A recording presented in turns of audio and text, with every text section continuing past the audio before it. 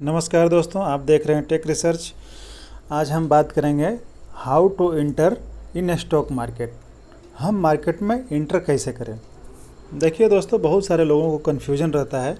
बहुत सारे जो नए लोग हैं उनको खास करके ज़्यादा कन्फ्यूजन है कि हम मार्केट में एंट्री कैसे करें। स्टॉक मार्केट में काम तो करना चाहते हैं, वो भी जानना चाहते हैं स्टॉक मार्केट के बारे में, पैसा कमाने के लिए अलग उनके अंदर भी है, लेकिन उनको डर लगता है और कहीं ना कहीं हमको लग रहा है कि इस चीज़ से डर लगता है कि उनको पता नहीं है कि हमको मार्केट में एंट्री कैसे करना है, उसके लिए हमको क्या क्या करना पड़ेगा।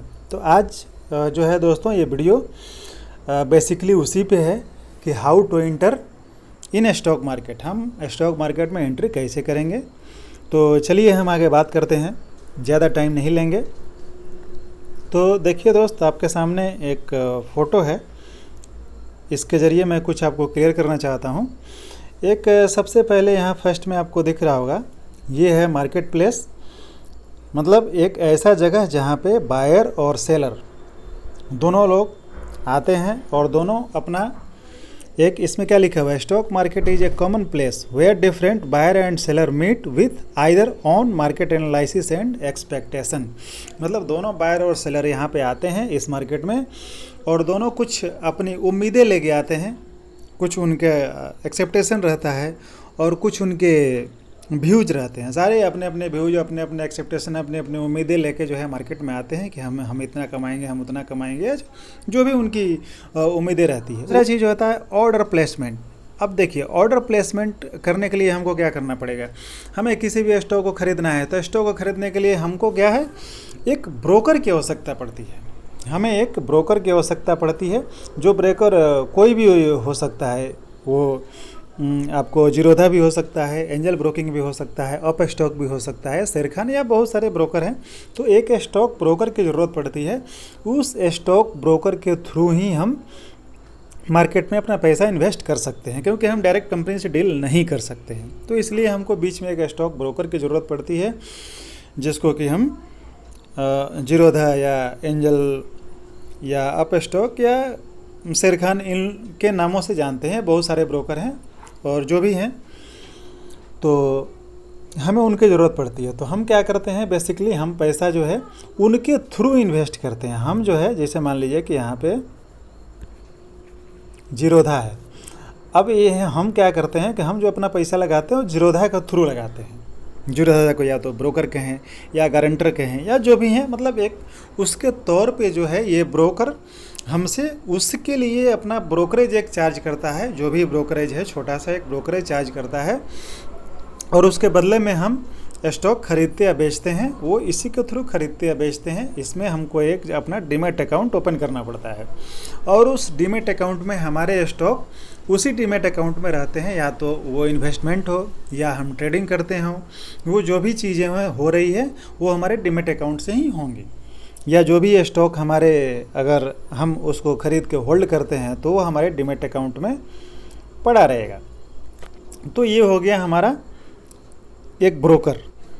और इसमें अकाउंट खोलने के लिए आपको मैं आगे बता देता हूं कि इसमें अकाउंट ओपन करने के लिए आपको क्या क्या लगेगा।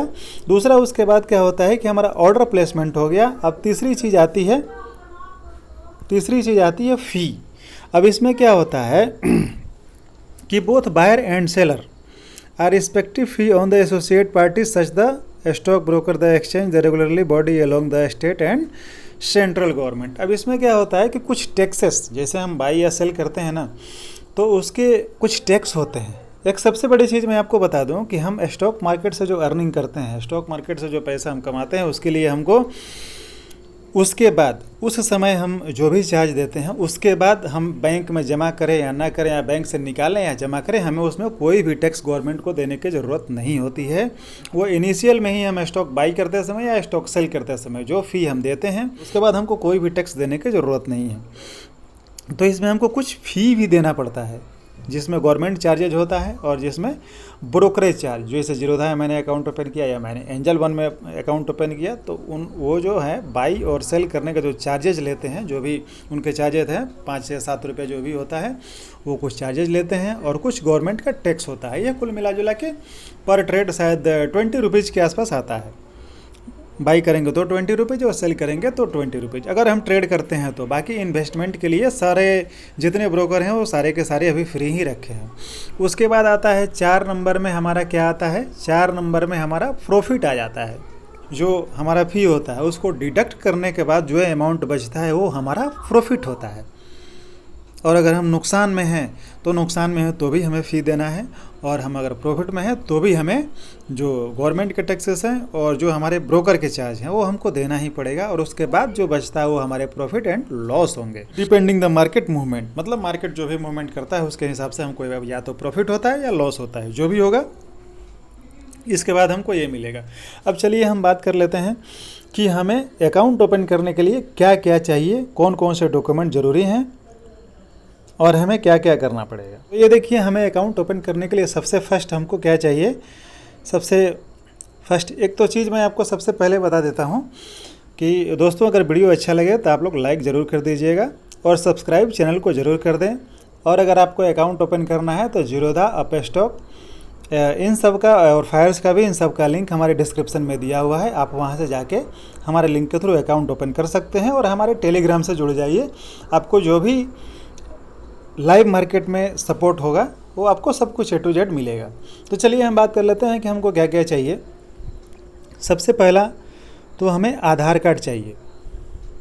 आधार कार्ड आपके मोबाइल से लिंक होना चाहिए। दूसरा, हमें पैन कार्ड चाहिए। तीसरा, एक बैंक अकाउंट हमारे पास होना चाहिए।